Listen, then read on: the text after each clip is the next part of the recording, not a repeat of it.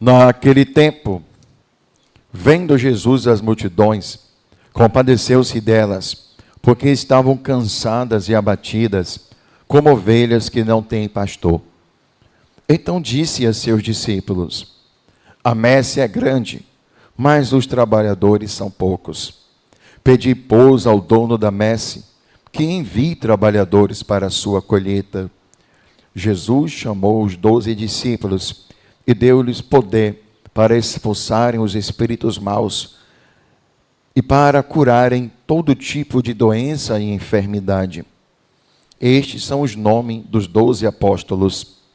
Primeiro, Simão, chamado Pedro, e André, seu irmão.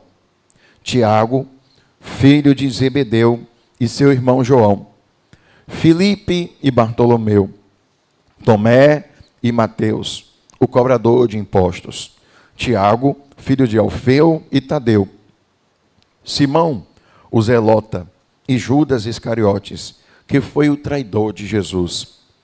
Jesus enviou estes 12 com as seguintes recomendações: não deves ir aonde moram os pagãos, nem entrar nas cidades dos samaritanos.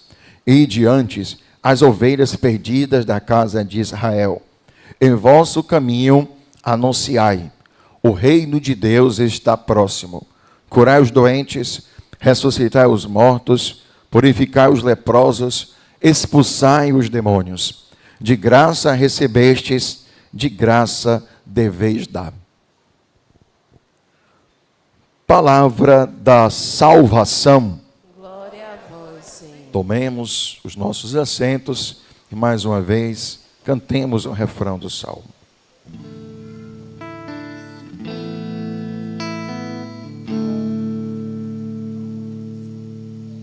Nós somos o povo e o rebanho do Senhor.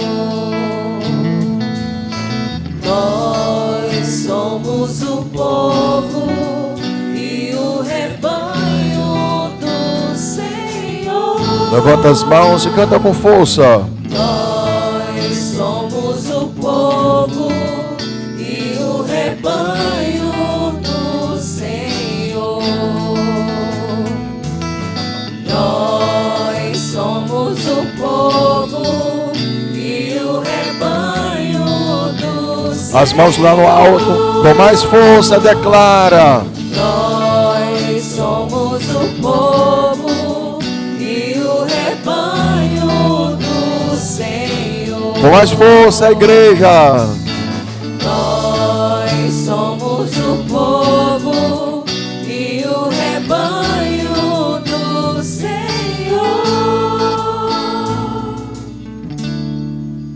Louvado seja nosso Senhor Jesus Cristo. Para sempre. 11º domingo do tempo comum. E ouvimos na leitura do Êxodo que o povo chegou no deserto do Sinai e ali armaram tendas defronte à montanha. O deserto não é lugar de construir casas. O deserto é lugar de construir tendas. Por que no deserto não é lugar de construir casa? Porque o deserto não foi criado por Deus para ser um lugar de habitação. O deserto é um lugar de passagem. Assim como o nosso sofrimento. Nós não fomos criados para o sofrimento. Nós não fomos criados para as dificuldades.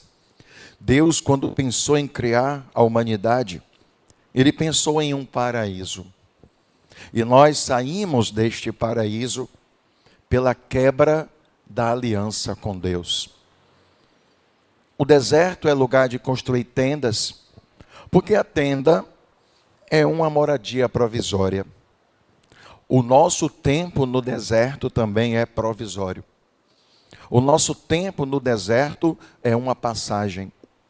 Por isso que no deserto se constrói tendas, porque desarmamos, armamos desarmamos no outro dia, armamos novamente e vamos seguindo até chegar na terra prometida.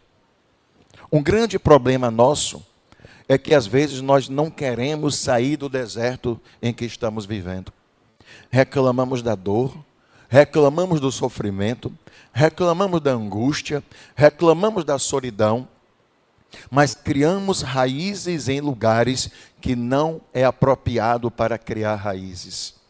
Queremos habitar no deserto, queremos continuar naquela situação que para nós deveria ser uma passagem, e ali nós construímos, ao invés de tendas, construímos casas. E construímos casas, e ao construir as casas, nós fazemos daquelas casas o nosso lar. Nós fazemos daquela casa um apego, e não mais queremos sair de um lugar que deveria ser uma passagem. Assim, muitos de nós não conseguimos sair de um sofrimento, não conseguimos sair de um luto, não conseguimos sair de uma ingratidão, nem de um abandono. Nós queremos fixar a morada ali, e a nossa mente, além de ser muito inteligente, às vezes a nossa mente se prende, às vezes a nossa mente transforma um cativeiro em casa. Vocês sabiam que em muitos casos de sequestros, quando a pessoa passa muito tempo sequestrada, existem casos que as pessoas não querem mais sair do cativeiro. Já aconteceu muitos casos aqui no Brasil, em que uma pessoa ficou muito tempo em um cativeiro, e quando a polícia, quando as autoridades foram tirar a pessoa do cativeiro, sabia que muitas pessoas não queriam mais sair do cativeiro? Elas estabeleceram um lar em um lugar que deveria ser uma tenda. E muitos desses casos é necessário a presença de profissionais, de psicólogos, para tirar a pessoa do cativeiro.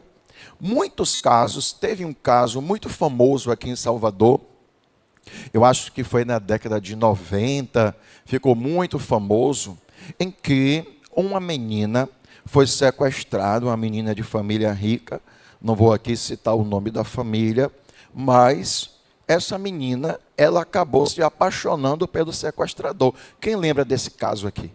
Um caso, quem lembra? A menina acabou se apaixonando pelo sequestrador.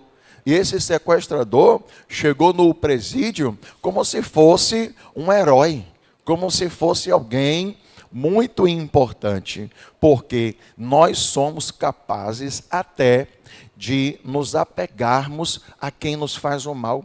A gente se acostuma tanto em sofrer que nós transformamos o sequestrador, transformamos o carrasco em aquele que nos protege. Por isso que tem gente que apanha, tem gente que finge que é amada, tem gente que apanha do marido, que apanha de namorado, tem gente que sofre, tem gente que é maltratado e não consegue se libertar dessa situação, porque a pessoa está aprisionada sentimentalmente em um lugar que deveria ser uma passagem, porém ela estabeleceu uma morada. Então Deus quer falar hoje para cada um de nós que Ele não nos criou para o cativeiro, Ele não nos criou para estarmos presos nem sofrendo. Deus nos criou para irmos para a frente. Deus nos criou para caminhar. Tanto que o nosso corpo tem mais de 70% de água, e a água parada apodrece. Água em movimento é vida. Água em movimento produz energia. Água parada apodrece. Uma vez eu era criança, tomei um susto. Minha mãe deixou na laje um balde com uns panos de prato. E minha mãe falou, vá lá em cima, lá na laje. Eu deixei uns panos no balde. Tira ali aquele pano, tosse e bota e estende lá. Eu fui com a maior rapidez. Quando eu peguei na água, a água estava com um mau cheiro insuportável, porque o pano de prato havia ficado ali alguns dias e a água estava realmente muito podre. A água parada, ela apodrece. A nossa vida também parada, ela apodrece. Por isso que quando passamos por uma doença, quando não estamos bem, qual é a tendência da nossa alma? Nos paralisar. Qual é a tendência da nossa alma? Nos prender, nos afastar de todo mundo. O que é que se torna prazeroso? Ficar sozinho dentro de casa, no quarto, não ver a cara de ninguém, não falar com ninguém. Isso vai se tornando prazeroso. Isso vai se tornando um vício. Isso vai nos levando a um cativeiro. Isso vai nos levando à tristeza. E nós estamos adoecendo a doença. Nós estamos fortalecendo a doença, porque às vezes a gente fala errado, perceba. Como é que a gente fala assim? Não pode comer doce, porque faz mal para a diabetes. Comer doce não faz mal para a diabetes. Comer doce faz bem para a diabetes. Por quê? Porque ela vai aumentar, ela vai crescer, ela vai me destruir. Nós falamos errado. Comer doce faz mal para a diabetes. Não, faz bem para ela. Porque quando eu alimento a doença, ela me destrói. Agora, comer doce faz mal para quem? Para mim. Mas para a doença faz mal? Para a doença faz bem. Porque ela se fortalece, ela cresce e nos destrói. Então tem coisas que nós fazemos para fortalecer a doença. Não vou falar com ninguém, aqui todo mundo é falso, aqui ninguém presta. Então o inimigo vai botando coisa na nossa mente, a gente vai se aprisionando.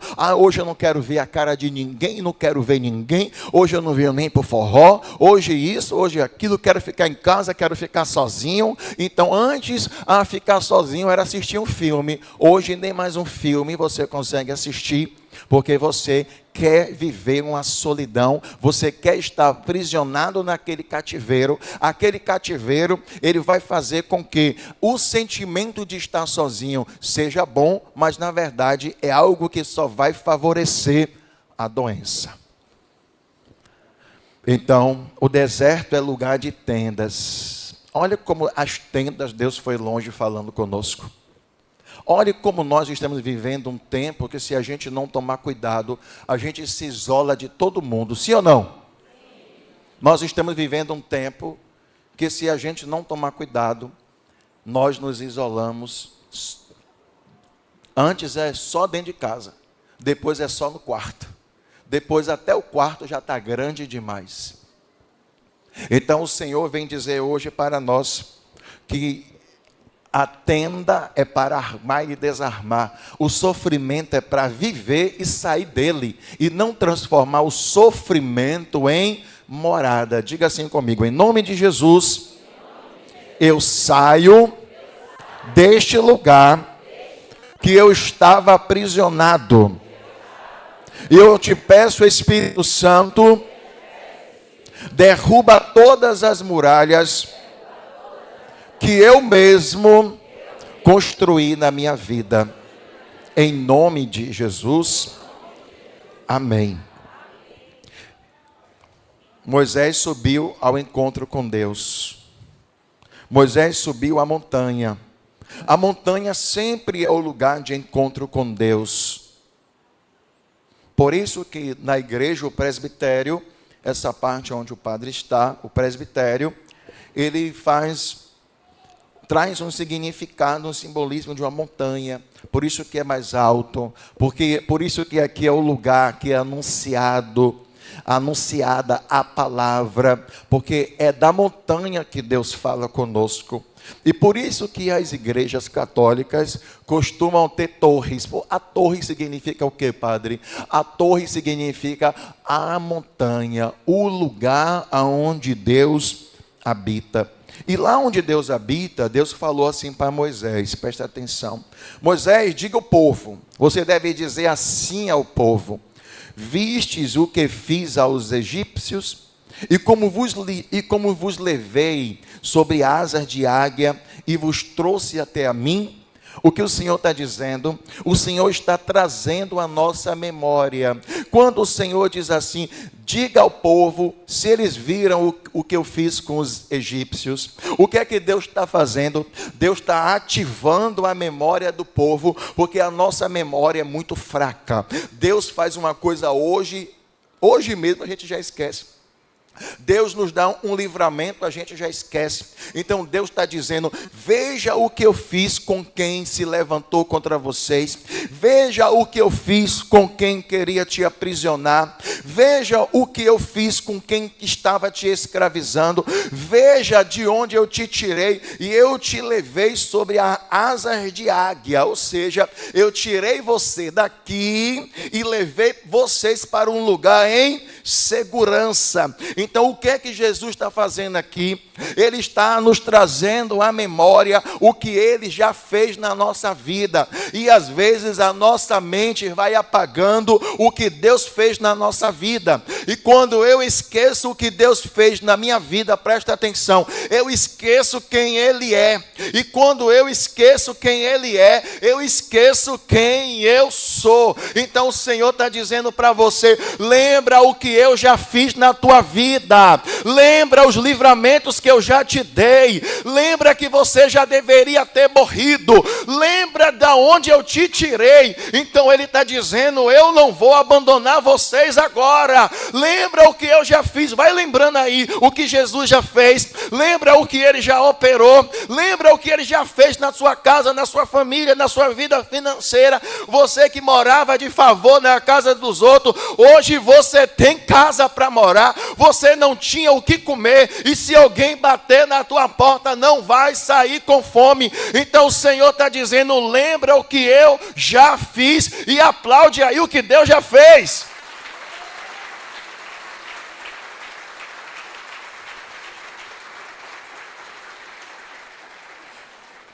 E olha como é que Ele nos livra. Ele nos livra sobre as asas de uma águia.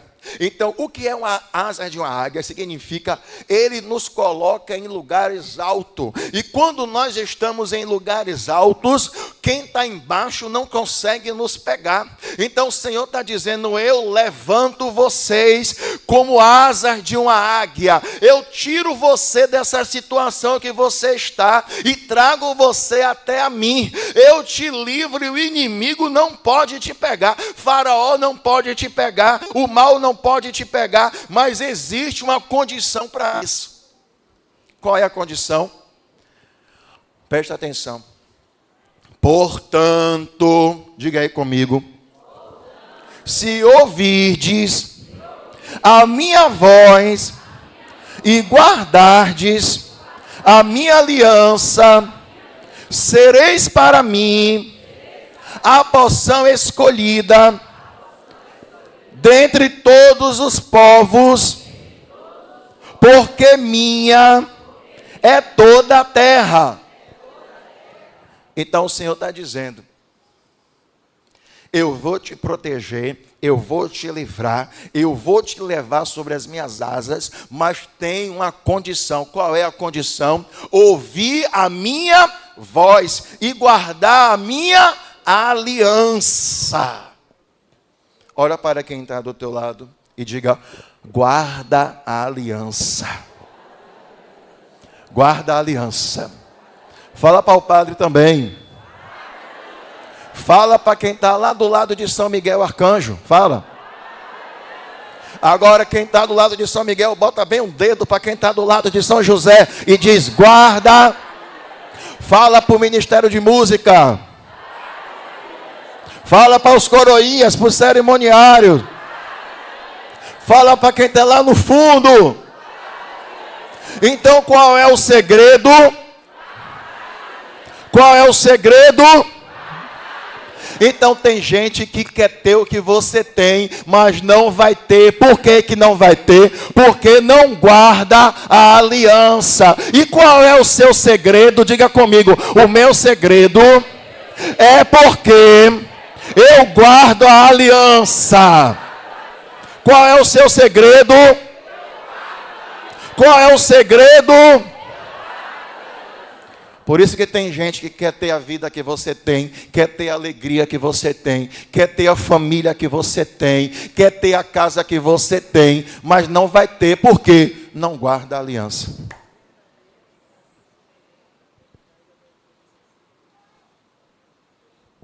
É fato? Está vendo que o padre vê tudo? Robson falou ali baixinho, ó. É fato. O padre lê lábios, é fato. É um fato. É uma matemática. Se eu guardo a aliança, eu vou ter a presença do Senhor. E hoje eu já acordei orando e dizendo isso. Senhor, eu quero a tua presença, porque tendo a tua presença eu já tenho tudo. Tendo a tua presença não vai me faltar nada. E tem gente querendo me pegar. Onde é que eu estou? Nas asas da águia. Tem gente querendo te pegar. Onde é que você está? Tem gente querendo destruir a tua família. Mas aonde que a tua família está? Pularão, irão se esticar, irão construir torre de Babel, mas não vai pegar quem está guardado nas asas da águia. Então não tenha medo, porque aquele que te guarda, aquele que te protege, aquele que te escolheu, ele esconde você debaixo das suas asas. Aplaude as asas do Senhor.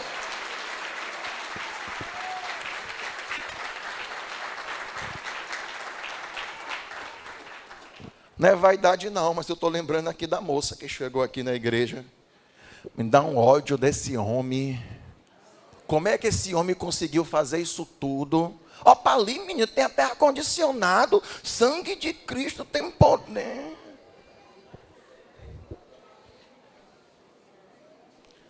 Não tenha inveja de mim.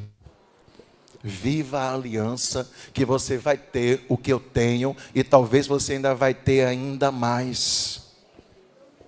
Paga o preço.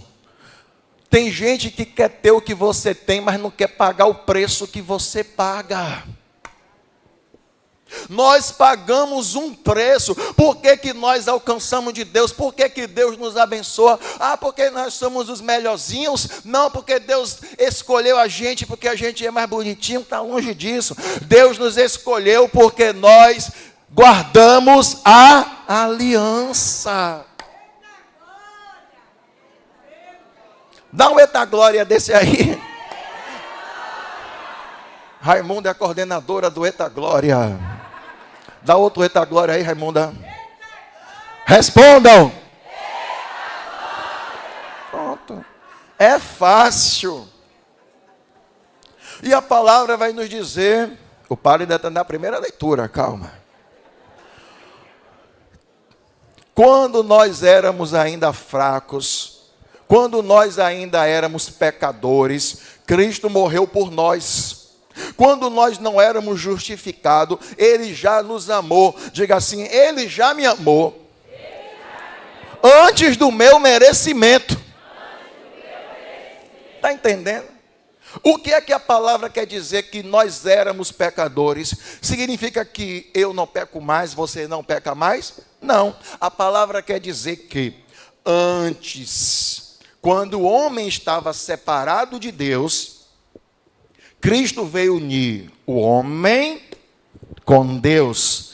Então, antes de estarmos unidos, Ele já nos amou. Quem foi que quebrou a aliança? Adão. Quem foi que reatou a aliança? Jesus. Então, Jesus, Ele nos amou ainda quando nós não estávamos justificados. E nós fomos justificados quando, Padre? Nós fomos justificados lá na cruz, porque Ele pagou o meu, Ele pagou o seu, Ele pagou o nosso pecado. Quem deveria estar crucificado ali na cruz? Diga assim, eu. Quem deveria estar crucificado ali? Quem deveria ter sofrido? E eu também. Mas Ele escolheu ir para a cruz no meu e no seu lugar. Então nós fomos justificados pelo sacrifício dele. Nós somos justificados pelo amor dele. Então a palavra está dizendo, se antes, quando nós não estávamos justificados, Deus já nos amava, imagine agora justificado. Ô padre, o que significa isso? Significa que quando Deus Pai, presta atenção, quando Deus Pai estava sentado no trono, quando ele olhava para a terra, ele via a mancha do nosso pecado. Agora, Deus Pai, quando olha para a terra, o que é que ele enxerga? Ele enxerga a justificação de Cristo em nós. Nós fomos salvos por ele. Ô padre, eu fiz o quê? Nada, fomos alcançados. É méritos nossos? São méritos de quem? De Cristo. Cristo. Então, qual é o meu mérito? O sangue de Cristo. Qual é o meu valor? O sangue de Cristo. Qual é o valor desse irmão que está aí do seu lado? Qual é o valor do sacerdote? Qual é o valor das ovelhas? Qual é o valor da nossa vida? Porque nós fomos alcançados por esse sangue. Então Deus Pai, quando olha para mim agora, quando olha para você, ele vê a pessoa de Cristo, ele vê a justificação de Cristo. O que isso significa? Cristo nos reconciliou. E se antes, sem merecermos, ele já fez o que fez, imagina agora, sem merecermos, ele já fez. Imagine agora nós merecendo, mas merecendo não por causa de nós, mas pelo merecimento de Cristo. Então Deus nos abençoa pelo merecimento de Cristo. Tudo é por causa de Cristo, porque Nossa Senhora é revestida de glória, por causa de Cristo. Por que que os santos são revestidos de glória? Por causa de Cristo. Por que que eu sou um sacerdote? Por causa do merecimento de Cristo. Por que que nós somos ovelhas? Por que que vocês são servos, são leigos? Por que que vocês estão aqui servindo a Deus na Santa Igreja? É porque nós merecemos? Não. É por causa do merecimento de... Então aplaude o merecimento de Cristo. E diga junto comigo, o meu valor é o sangue de Cristo. O valor do meu irmão é o sangue de Cristo. Aponta para alguém e diga assim, o seu valor é o sangue de Cristo. O seu valor é o sangue de Cristo. O seu valor é o sangue de... Qual é o seu valor? Qual é o valor desse irmão que está do seu lado? Amém? Está entendendo? Que eu ver que hora é essa, que ainda tem que arrumar o pátio. Já é meio-dia? Não, né? Ah, tá cedo. Tudo rindo aí na falsidade. Ah, cala a boca, pai. Ai, meu Deus, estou sem tomar café. Ainda tenho que dar glória a Deus. Ah, a comida do padre já está pronta, a minha não está. Amém. Então, a palavra vai dizer no Santo Evangelho que as ovelhas estavam cansadas e abatidas. E por que que as ovelhas cansadas e abatidas, Jesus disse, como ovelhas que não têm pastor? Por quê? Porque a ovelha que não tem pastor, ela fica com fome. Ovelha que não tem pastor, ela fica com sede. Porque quem dá comida para a ovelha é o pastor.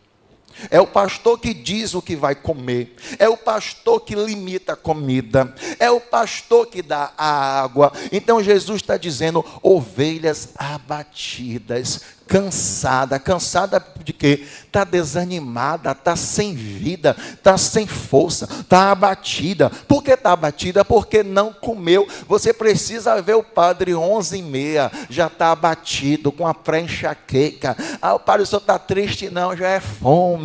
Então imagine a ovelha, minha gente. Se o pastor não der comida, a ovelha fica com fome. Então Jesus está dizendo, as ovelhas estão com fome porque não tem pastor para cuidar, porque a messe é grande, o trabalho é grande, mas os trabalhadores são poucos. Eu estava vendo aí um vídeo que um rapaz tem milhares de de pés de tangerina, pocã.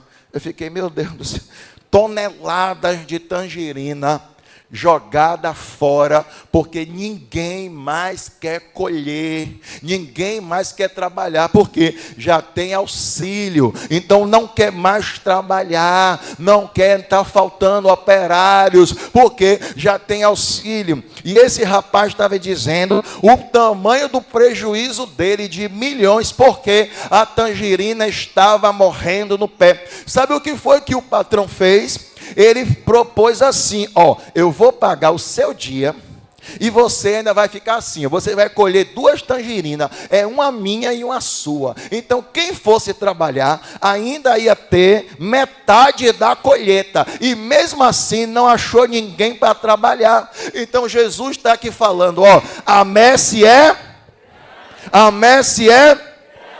mas os trabalhadores são.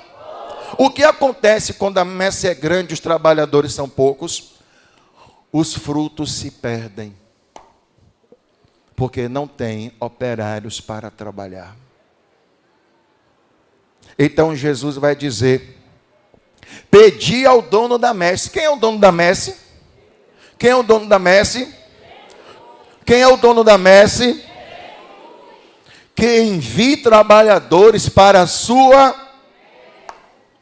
A gente tem que rezar para Deus enviar. Tem que pedir a Deus para enviar trabalhadores para. Mas sabia que isso é fácil? Rezar para Deus enviar trabalhadores para a messe. Sabe como que nós vamos rezar agora? Diga assim, ó. É para repetir o que o padre está dizendo. Não é para parar para pensar não, viu?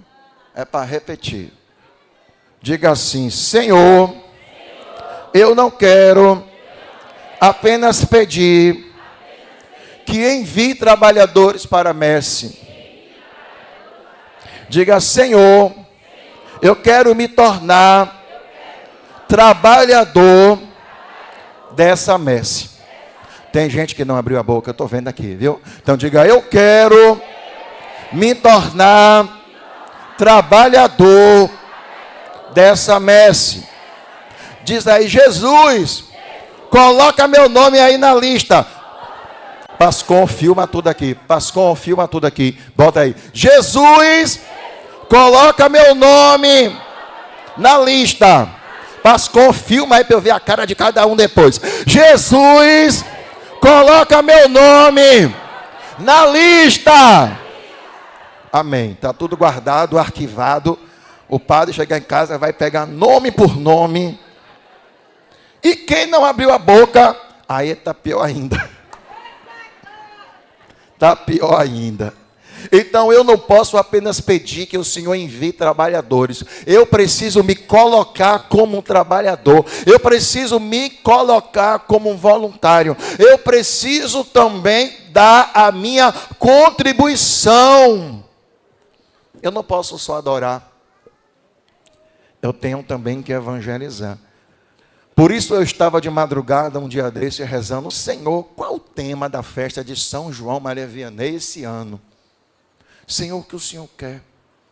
E de madrugada, eu estava com a minha agenda nas mãos, a lâmpada já desligada, aí peguei o celular, botei assim na agenda e escrevi, posicionados. 2 pontos. Por que posicionado? É o ano do posicionamento.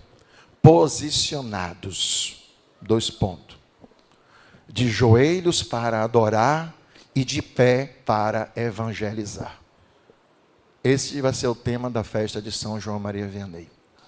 Posicionados. De joelhos para adorar e de pé para evangelizar. Eu tenho que estar assim. Se eu não tiver de joelhos, eu vou conseguir evangelizar? Eu vou dar quem? A mim mesmo? A nós mesmos. Presta. Nós temos que dar quem? A Cristo. Então, de joelhos eu adoro e de pé eu saio para evangelizar. Eu tenho certeza que é o que Deus tem pedido para a nossa paróquia. Evangelizar. Sair de nós mesmos e ir ao encontro. Como foi lindo esses dias, né? Linda estava partilhando comigo, né? Linda, minha filha. Linda estava partilhando comigo a graça que foi a reza de Santo Antônio nas casas. Quantas famílias, quantas pessoas foram alcançadas. Então nós precisamos sair, nós precisamos evangelizar. E a festa de São João Maria Vianney esse ano vai nos ajudar a entendermos que primeiro eu tenho que adorar, eu tenho que estar na presença e evangelizar. Então eu tenho que fazer as duas coisas, joelhos dobrados para adorar e pés disponíveis para evangelizar. Eu tenho que me alimentar da presença e eu tenho que sair espalhando essa presença. Aí eu não posso só evangelizar e não adorar. Eu também não posso só adorar e não evangelizar. Eu tenho que fazer os dois movimentos. E o posicionamento de Deus para a nossa festa de São João Maria Vianney é entender que a adoração me convida a evangelizar. E sem adorar eu não posso evangelizar. Porque tem gente que vai gostar de sair para evangelizar, mas não adora. Tem gente que vai querer só adorar, mas não quer ir evangelizar. Então o Senhor está dizendo as duas coisas. Adorar, porque você precisa beber da minha presença, e evangelizar, porque você precisa agora espalhar a minha presença por onde você passar. Está entendendo? Louvado seja nosso Senhor